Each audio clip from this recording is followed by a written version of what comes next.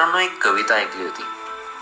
बाप म्हणजे बाप असतो, जगण्याचं माप असते, पाठीवरची थाप असते. कधी रागावला तरी त्याची माया अमाप असते.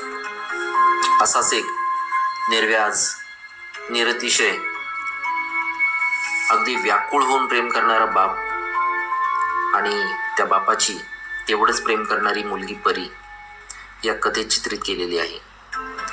पण हेच बाप लेकीचं नातं या कथेमध्ये का तुटतं आणि लग्न होऊन अगदी रिकामं पडलेलं घर पाहून कोसळलेला, कोलमडलेला, तुटलेला बाप त्या बापाला कथेच्या परमोच्च क्षणी जेव्हा तीच मुलगी येऊन बिलगते त्यावेळी त्यांच्या भावनेचा जो कल्लोळ उठलेला आहे, त्या कल्लोळाचा जर तुम्हाला अनुभव घ्यायचा असेल तर नक्की ही कथा ऐका आणि आनंद घ्या.